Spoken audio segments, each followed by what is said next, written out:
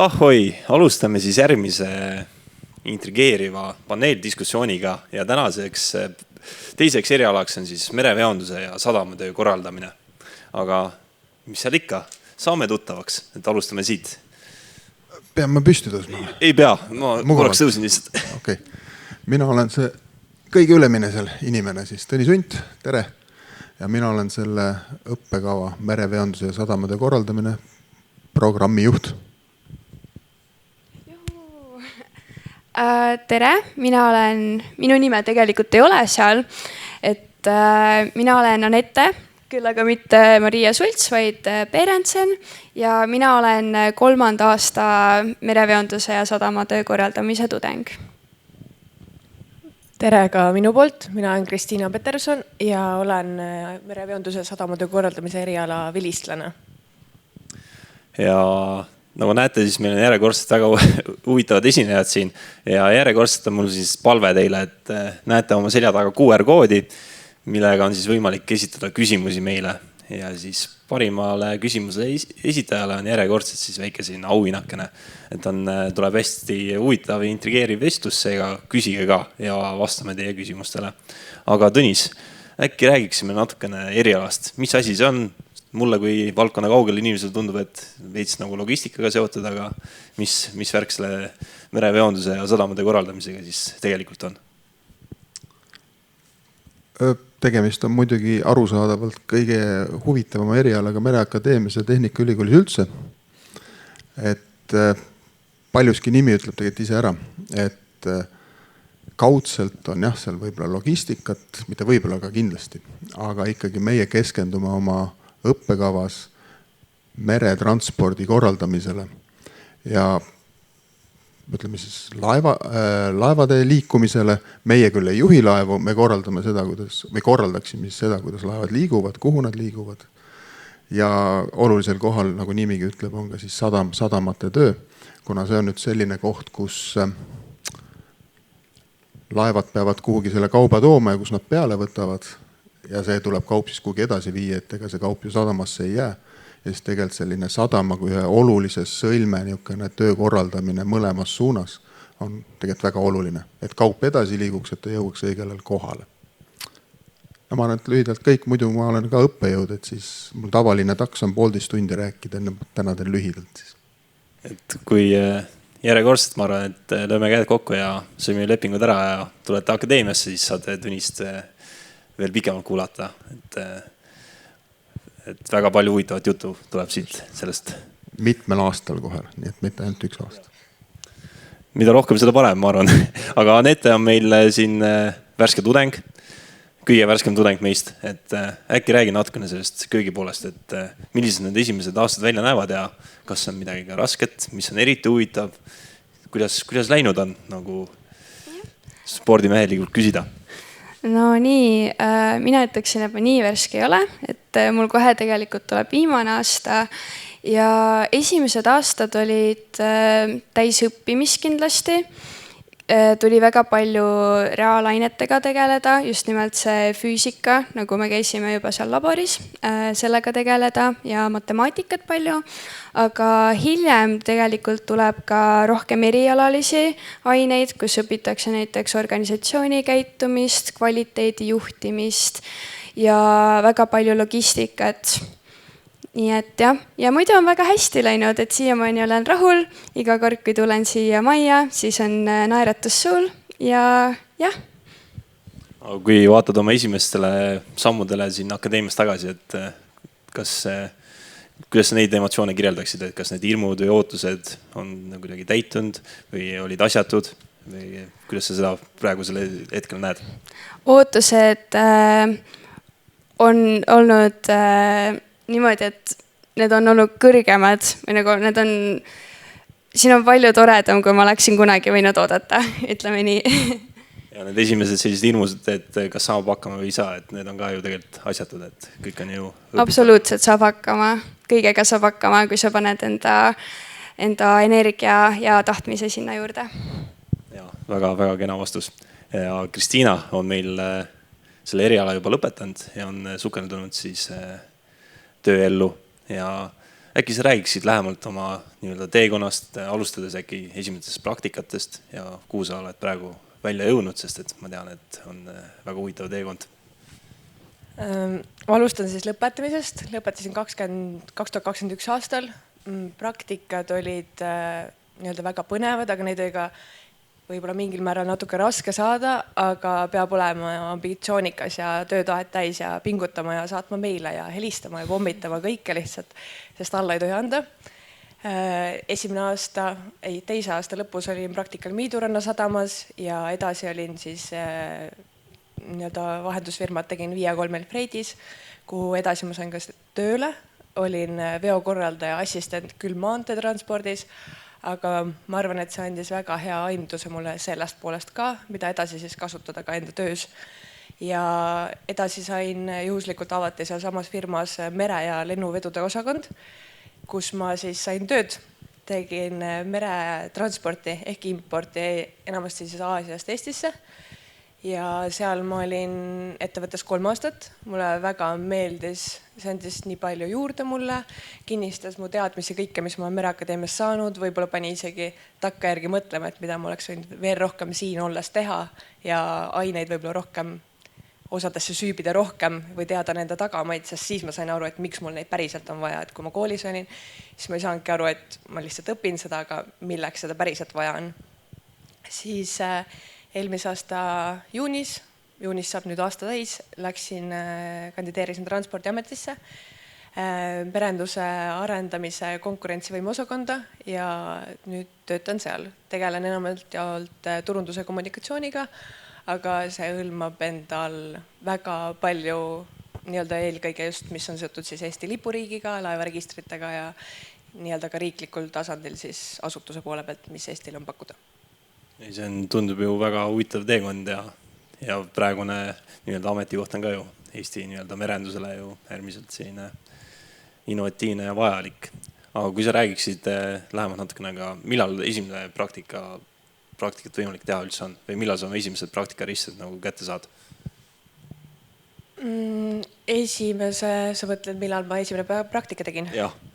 Et kas teine kursus või esimene või kas saab juba kohe tööle minna kuhugi? Ma tegin teise kursuse lõpus, sest esimene aasta ma mõtlesin, ma elan sisse ja kuna õppekava järgi ka oli teise aasta lõpus, siis ma võtsin nii nagu õppekavas oli, et teine aasta ja sealt edasi ja 3. aastast siis sain juba ka ettevõttesse tööle, kus ma tegin ka enda praktikat. Ja Anette, sul on ka vist esimene kogemus juba käes? Jah, et mina tegin samamoodi teise aasta lõpus ja nüüdseks ma just sain endale praktikakohaga ettevõttesse, mis tegeleb meretranspordiga.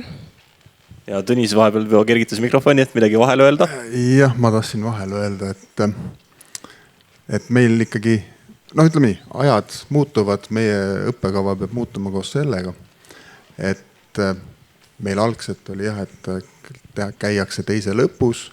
Nüüd meil praegult viimased versioonid on sellised, et käiakse hoopis suvel praktikal, kuna siis on nähtavasti lihtsam praktikale saada. Ja kui me räägime nüüd tulevikust, siis meil on siin õppekava sees suured muudatused plaanis. Ehk siis üks oluline asi meil on plaanis vähemalt vähendada õppekava kestust ehk 4 aastalt 3 aastale, kuna tööandja ootab seda, et meie tudengid jõuavad varemal tööturule ka mõnikord tööandjatelt või tööandjatelt oli siis tagasiside, aga ka tudengitelt endalt. Ehk siis, kuidas tulevikus, millal praktikale minema hakatakse, et nähtavasti see ei hakka olema peale teist võetud, nähtavasti millalgi varem. Ei oska veel täpselt öelda, kuna meil need õppekavad veel täitsa valmis ei ole, aga see on niisugune võib-olla noortele, kes kavatsevad sisse astuda, niisugune oluline info. Ehk siis me plaanime, et õppimine läheb natuke ajaliselt lühemaks. Ma arvan, see on ju noorele ka igati positiivne, et saab kontsentreeritud selle asja ära teha ja kohe esimesed praktikarismed ka kätte. Aga Kristiina, kui sa nüüd tagasi vaatad oma kooliajale, et millised on need 3 soovitust näiteks, mis sa endale annaksid? Kui sa näiteks esimese kursuse Kristiinale, et kui sa nüüd tagasi vaatad, mida sa soovitaksid? Ma pean mainima, see on väga hea küsimus. Kindlasti ma tagasi vaadates läheksin vahetusaastale välismaale semestriks nii-öelda. Ma arvan, et see annab väga palju juurde nii-öelda keeleliselt ja iseenda kasvamise mõttes ja nii-öelda silmaringi vaates ka. Et seda enam, et see võimalus on jätkuvalt olemas, ma eeldan. Jah, meil pidevalt ootame, et meie tudengid lähevad välismaale pooleks aastaks, võib-olla kauemaks. Et praegult meil kuidagi on kujunenud nii, et mõni aasta tagasi oli kõige populaarsem koht meil Horvaatia. Praegult tudengid on avastanud endale sellise toreda koha nagu Portugal, kus nad käivad järjest. Ja neile seal suisa nii meeldib, et poole aasta pealt ütlevad, me jääme veel pooleks aastaks. Mitte see, et meil siin halb oleks, vaid et nad leiavad, et selline välismaal õppimine annab midagi veel enamat juurde. Ja kuna ma tegelikult enda tausta väga ei avanud, siis ma olen tegelikult selle õppekava esimese lennu tudeng kunagi, kui see eriala oli, ta oli küll teise nime all. Ja siis pärast hakkasin mitu aastat hiljem mõtlema, et oot, ma käisin ise ka välismaal õppimas. Mitte küll sarnaste programmide raames, aga meil oli võimalus, meid saadeti Hollandisse, Rotterdami. See oli küll 1 kuuks, aga selline see, kuidas silmi avas välismaal olemine, et mida tähendab rahvusvaheline meretransport, rahvusvahelises suursadamas vaadata, mida teevad sadamad. Et see on tegelikult silmi avav, ehk siis toetan igati seda mõtet, et minna ükskõik kus õppekaval õppida, et minna välismaale pool aastat, õppida välismaal, vaadata, saada tutvusi, tekitada võrgustikku, et see on väga kasulik. See Portugal ja Horvaatia ei kõla ju üldse alasti, et hea soe pikutada ja näha maailma. Jah? Siis kindlasti võtaksin veel rohkem osa nii-öelda tudengielust ja kõikidest võimalustest ja üritustest ja üleüldse kontaktivõrgustikust looks seda juba nii-öelda ülikooli ajal veel rohkem, sest sa kunagi ei tea, mis kontaktid ja tutvused võivad sul kasuks tulla eelkõige kas töömaastikul, kunagi tulevikus, kui sul on millegagi abi vaja, mingit asja korraldada, teha, tööle, praktikale, et need on tegelikult kõik väga olulised kontaktid, mida me loome juba praegu enda teekonnal, võivad sulle tulevikus väga kasuks tulla teadmata, mis hetkel. Ja kolmandaks, ma juba mainisin ka seda, ongi see võib-olla süübiks rohkem teatud ainetesse. Et kui ma tegingi tööd, siis ma sain aru, miks mul on seda vaja ja ma mitu korda isegi ütlesin, et ma reaalselt läheks praegu Mereakadeemiasse, võtaks selle aine uuesti, sest nüüd ma tean, miks mul on seda vaja, kuidas ma kasutan seda igapäeva töös, et siis, kui ma siin olin, ma lihtsalt istusin mingis, aga tegelikult ma ei teadnud, miks mul seda vaja on. Et seda ma teeks ka kindlasti, et süübiks rohkem ja mõtleks tulevikule ja tagamaadele. Ma arvan, see on ju väga hea tagasisidega õppejõudele, et nad ise mõtestavad ka paremini lahti, kuidas seda edasi anda, et miks me midagi teeme, et nagu näha siis, et ühtegi tühist liigutust me ei tee, et kõik on ju millegi jaoks ja millegi pärast, et mida me siin õpime on ka reaalses tööelus pärast ka vaja. Aga Tõnis, äkki sa räägiksid, et mismoodi see sisseastumine käib, et ma saan aru, et meie veebileheküljel on küll tingimused olemas, aga kas ma tulen sinu juurde ja istun maha ja räägime üks ühele või mismoodi see sisseastumine käib, et kas on mingi vestlus või peab CV saatma või? Meil on ikka täismäng selles mõttes, et ühesõnaga, kui on huvi, siis tuleb teha avaldus sai, siis järgmine aasta on teha üks selline lühike essee, et kodulehel on kirjas, mida see essee endast sisaldama peab. See ei ole nüüd sellise koolikirjandi mahuga, see meil piisab 1 lehest, aga sealt peaksite nagu ikkagi välja tooma, et mis teid selle eriala juures köidab, peaksite välja näitama, suutma näidata, et misline motivatsioon teil oleks õppida ja seda eriala. Selle hindame ära ja siis on ka vestlus. Ja üks väike asi ununes ka, et keskmine hinne 4,0, kui ma õigesti mäletan. Ja, aga võib-olla on väga intrigeeriv küsimus, et mis seal vestlusel siis räägitakse, et see on kindlasti selline salajane värk, et aga paljud tahaksid äkki siseinfot, et ette valmistada või lugeda midagi või? Vestlusel räägime juttu. Ei, püüame tutvuda üksteisega, et püüame, ütleme meie siis, kes me seal ühel pool vestluse lauda oleme, püüame aru saada teist ja teie püüate aru saada meist, kas me üksteisele sobime ja ütleme nii, ehk siis te tutvustate natuke ennast, meil on essee põhjal juba natuke infot teie kohta olemas, räägime ja muidugi me püüame ise seal vestlusel ka välja tuua natuke, et võib-olla selgitada, et mis see õppimine siin sellel õppekaval siis tegelikult on. Et niisugune lühike 15-20 minutit, et ma arvan, et jõuab piisavalt aru saada, et me teile meeldime.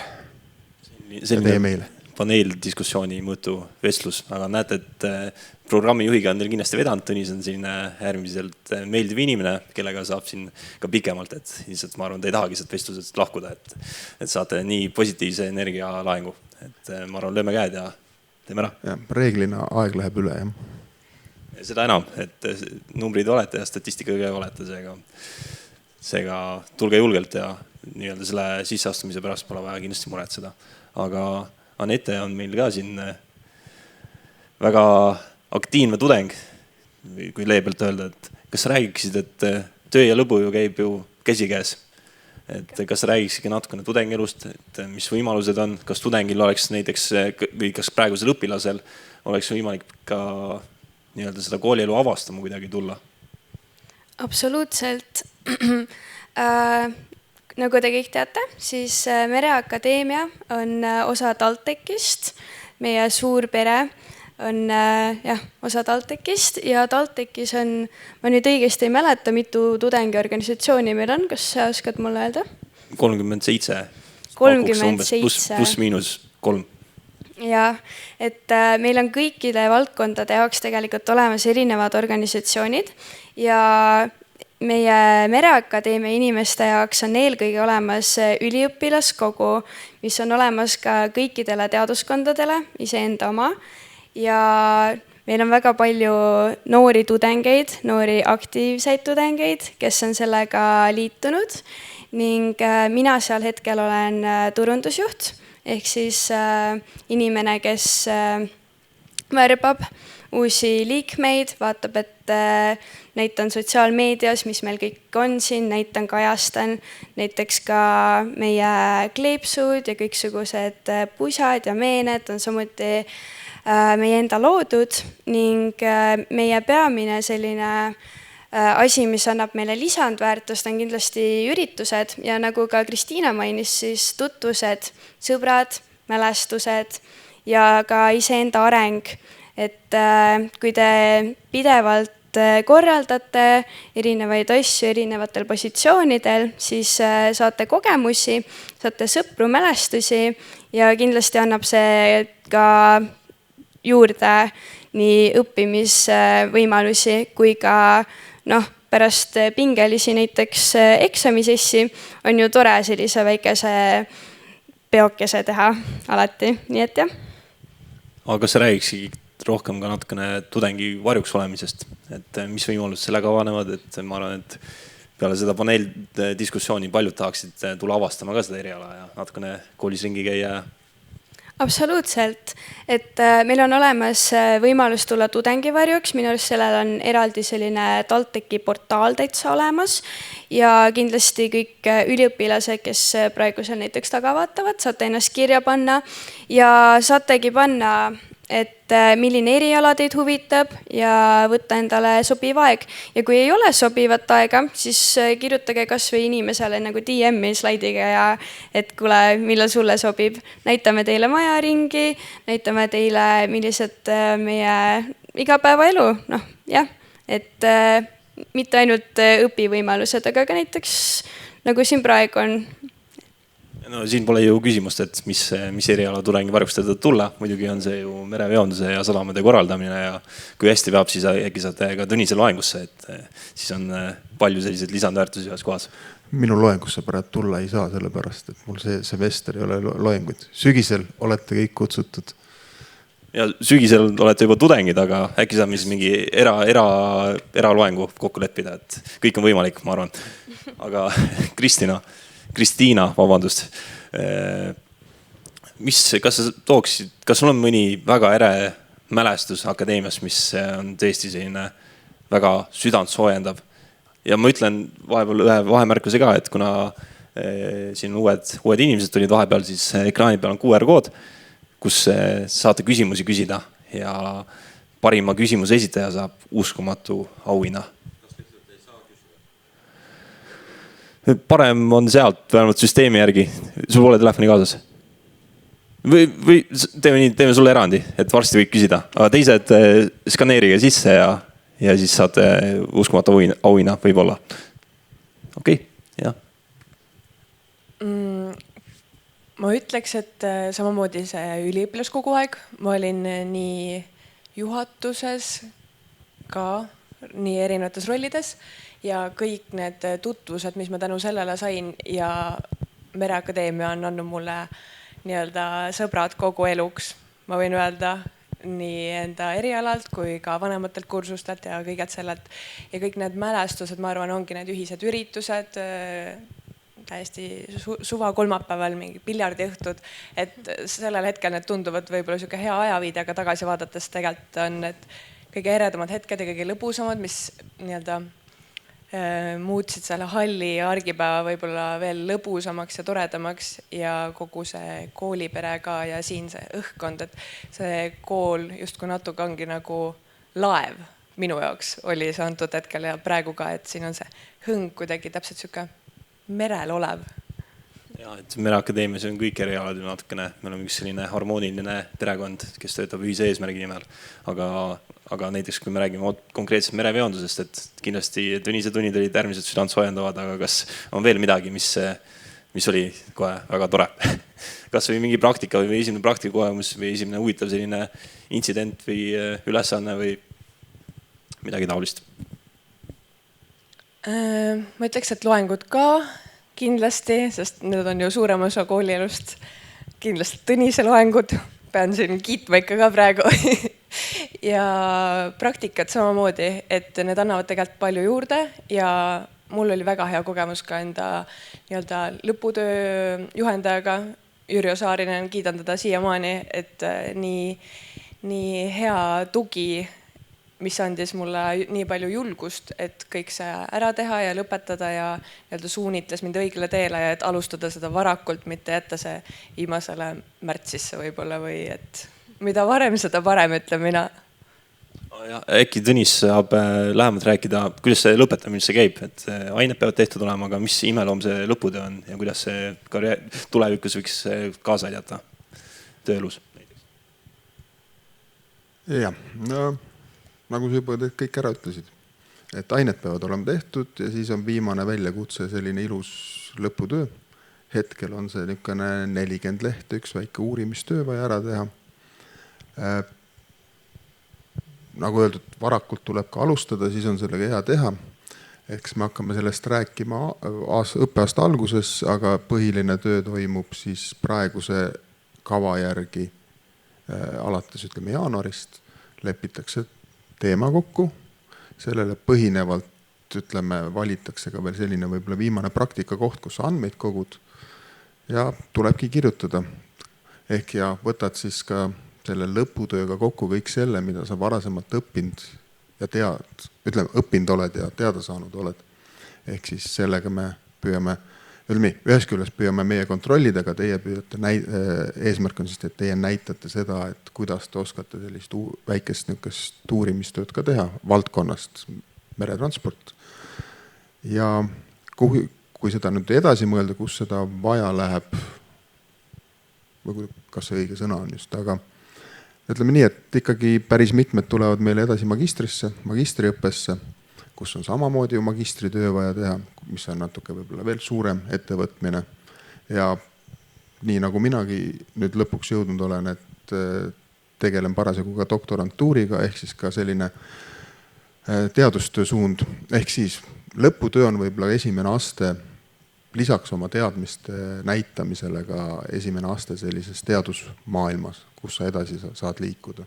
Ehk siis mitte ainult ei lähe erasektorisse, avalikusse sektorisse tööle, aga üks suund, kus sa siin võid minna edasi, on ka teadus.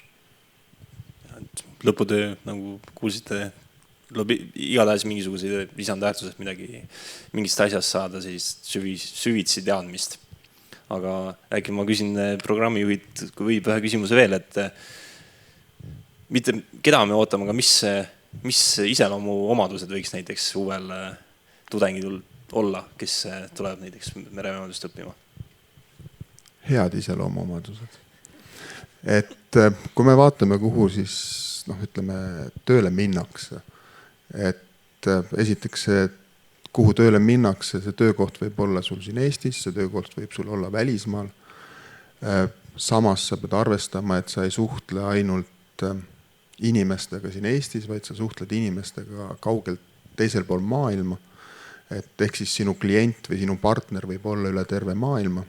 Ja neid näiteid siin praegult on väga palju, kus siis istutakse siin Tallinna kesklinnas, aga suheldakse, ma ei tea, laevafirmaga, Saksamaa laevafirmaga või laevaga või mingi teise terminaliga kuskil hoopis teisel kontinendil.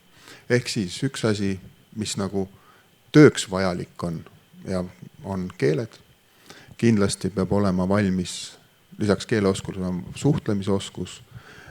Teatud tööde puhul ikkagi on ka selline stressitaluvusoskus või stressitaluvus, et mõned tööd on paraku, ametikohad on sellised, kus sa pead arvestama, et sa ei tööta 8–5, vaid sa töötad võib-olla pead olema valmis töötama ööpäev läbi.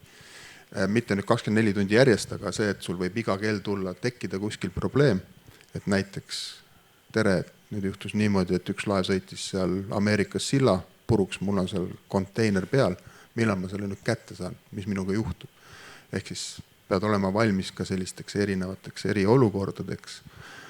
Et mida ma ise näen veel, ja mida me õppekavaga püüame nagu anda, mis teadmised on selline süsteemne nägemus, et te oskaksite seda meretransporti ja laiemat logistilist süsteemi nägema kui tervikut ja ka mõtlema niimoodi süsteemselt, mis mõjutab mida. Ja minu jaoks ka oluline asi on alati kriitiline mõtlemine. Et ehk siis muidugi see, mida mina tunnis räägin, on puhas kuld, on ju, ja mida teised õppijad räägivad, aga alati tasub ka kriitiliselt mõelda, kui te kahtlete, et mõnindas asjades ja tulevikus päriselus ka ei pea kartma, minu arust vähemalt ei pea kartma siis oma seisukoht välja öelda. Mulle muidugi meeldib alati, kui me saame arutleda teemade üle loengus, seminaris, kus iganes. Ehk siis selline asi. Lühike vastus pikale küsimusele. Ja siin noormees oli juba nii entusiastlik, et jah. Kui nõutud on see mereveonduse sadamatöö meie Eestis? Kui nõutud on Eestis, ma ütleks, et ta on pidevalt nõutud. Jah, kui sa praegult arvestades sellist toredat poliitilist või geopoliitilist olukorda, mis meil on siin, et kus siin kaubavood on ühest otsast nagu ära lõppenud, et jah, ütleme nii. Nii nagu võib-olla igas sektoris on häid ja paremaid aegu. Praegult tunnistan, et sadamatel on rasked ajad, aga ega need teised valdkonnad, kuhu meil tööle minnakse, nagu kaupade ekspedeerimine, laevastiku, laevanduse firmassedesse, et seda tööd jätkub ikka näiteks. Aga arvestame, et ega see olukord ka muutub ja ütleme sadamate seisukohast, ehk siis ka sadamate olukord muutub, kaubavood hakkavad rohkem liikuma ja kui ütleme sadamatesse tuleb siis tööd, aga ma ütleks, et selles muus meretranspordi osas on tööd praegult ikka leiab. Et pead suutma ka ennast muidugi alati ise tõestada, et jah, lühike vastus. Ma arvan, see on väga hea vastus. Ja meil on ülaltavalt palju küsimusi ka vahepeal laekunud, et ja päris huvitavad küsimused, et näiteks kuidas töötavad sadamad automaatselt, nagu näiteks Rotterdami sadam, mis on Euroopa suurim sadam. Selline kindlasti väga laiapõhine vastus võib tulla, aga selline lühike ülevaade. Ma vaatan, palju meil aega on. Okay. Kuidas nad töötavad? Korralikult. Ühesõnaga, see, et ega tervikuna see sadam nüüd täisautomaatne ei ole, seal on üksikud terminalid, kus laaditakse kaupasid, lossitakse kaupasid, ehk siis seal näiteks konteineriterminalid on nüüd muutumas täisautomaatseks, et osad juba on. Ehk siis see terminali töö, kus räägime siis laeva laadimisest, lossimisest, kauba ladustamisest ja seal autode rongide peale panemisest, et see on automatiseeritud. Samas ka paljud masskaubad, vedellastid, naftasaadused, puistlastid, ka nende seal tegelikult laadimine, lossimine toimub automatiseeritult. Ehk siis jah, ütleme niimoodi, kui vaadata ajas tagasi, siis mis on väga oluline muutus sadamates on ikkagi see, et see käsitsitöö osakaal on vähenenud, rohkem on kasvanud automatiseeritud protsessid ja see tähendab, et ka see, mida sadamas tehakse, ka meie eriala lõpetaja, et kui varasemalt pidi juhtima võib-olla rohkem sellist mõnes mõttes nagu inimesi, suuremal hulgal inimesi, siis praegu pigem sa võib-olla sageli sadamas just jälgid neid tööprotsesse, korraldab protsessi ja ütleme, väiksem arv inimesi on juhtida, ehk siis nagu oma olemuslikult on muutunud. Aga millal ta selliseks täisautomatiseerituks muutub, et sa üldse inimest ei näe? Ma arvan, et seda veel niipea ei tule. Et praegu on lõpetajaid vaja kindlasti ja leib on ikka laual. Ja ei, ma arvan, et lõpetajaid läheb alati vaja, lihtsalt see töö iseloom on tegelikult muutunud. Jah, aga paistab, et aega ka meid natukene kokku suruma, aga ma küsiks on näitelt ühe asja veel, et näiteks olen esimesel kursusel ja matemaatikaga on ilge probleem, et kas teil toimuvad näiteks iganädalased ka sellised tudengite aitamise nii-öelda ajad või kohad, kus tudengid saavad üksteise kogemusi jagada või üksteist aidata või, sest ilmselt keegi kedagi jätta ei jäta. Absoluutselt, meil on olemas selline asi nagu kogemusklubi, mis on sellel aastal tegelikult asutatud, mille eestvedajaks on 6 toredat tudengit ja see toimub iga kolmapäev ja me plaanime ka tegelikult sügisel sellega jätkata ning sinna tulevad siis tudengid, kellel on natukene nagu raskusi või mingisuguseid muresid, kas on siis õppetööga või siis lihtsalt mingite küsimustega ja saab aidata. Ja samuti on meil olemas ka tuutorlusprogramm ja rebaseabi, kes saavad aidata matemaatikaga ja ka tasanduskursus minu teada oli kunagi ja ma usun, et on ikka veel. Et hätta ei jäeta kedagi. Et oleme ühine toetav perekond. Ma hüppan siin vahele, kui kunagi ammune tudeng perekonna doktorant. Tegelikult täienduseks sellele, et soovitan, et ärge kartke abi küsida, et kui te jääte seal oma ainete või nende asjadega hätte, siis ärge kartke abi küsida. Teistelt üliõpilastelt, ka mõnikord vanematelt, sest meil on ka tudengite kogemusklubi nüüd tegev, kus siis saab just, eesmärk on see, et erineva kursuse, erinevate erialade tudengid tulevad kokku ja vahetavad kogemusi, see paljuski aitab. Ja õppejõud pole ka tegelikult niisugused imeloomad, et ka meilt võib abi küsida alati, et me ei hammusta. Ei, absoluutselt. Aga meil anti juba märku ka, et aeg surub peale, et teeme siis sellise lõpulausetega lõpumüügikõne, et sõlmime lepingu ära ja allkirjastame paberid ära ja ootame teid siis õppima, et alustame sealt, et miks siis tulla meremajandust õppima? Tegelikult vastus on lihtne. Merendus on lahe ja tegelikult on nii palju võimalusi, et sa ei pea minema peale Mereakadeemiat maanteetransporti tegema, et nähke rohkem vaeva ja süüb iga asjasse, et tegelikult on ka nii palju võimalusi Eestis ka merenduses, näiteks ala ongi mingi kompetentsikeskused, retrofitid, tark sadam, et need on kõik tegelikult seotud merendusega, et olge lihtsalt loovad. Ja ütlen veel soovitusega, et tehke juba praegu LinkedIn endale, sest see on see tööturul päriselt oluline ja annab väga palju juurde, et alustage sellega praegu, mitte juba ülikooli lõpus alles. Et ma arvan, see on hea müük. Hea soovitus.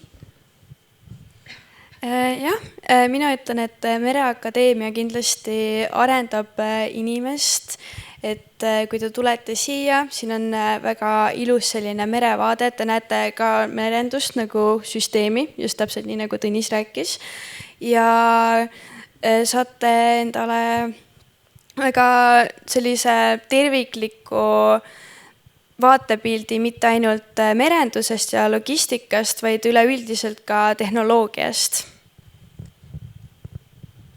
Minu kord. See on pea korraliku punkti panna selle. Tegelikult ma täis alguses ütlesin, et see on ju kõige parem erial, nagu arusaadavalt. Aga meil selles mõttes on huvitavad ajad ees, et uued teemad, millega me peame tegelema, igasugused digitaliseerimised, automatiseerimised, roheoskused, kuidas muuta, ütleme, meretransport, üldse transport rohkem nii-öelda keskkonnasõbralikumaks. Et kõik sellised teemad meil ka õppekavas tulevad veel põhjalikumalt ette. Ehk siis ma arvan, et ees ootab põnev aeg, kui tulete meile õppima. Jah, just, see on maailma parim eriala esiteks ja väga selline, väga huvitavad muutused on veel ees ka, et leiv on laual ja huvitav on ka, et ega rohkem ei olegi midagi vaja. Aga nüüd ma palun teilt ühte asja, teeme suure aplausi meie esinejatele. Ma omalt poolt siin täna on ka natukene. Suur aitäh. Programmi juhile võime eriti suure aplausi teha. Ma tänan. Oli tore. Ja Rotterdami sadama küsimus võib siis minu juurde ka tulla. Aga muidu on kõik. Aitäh.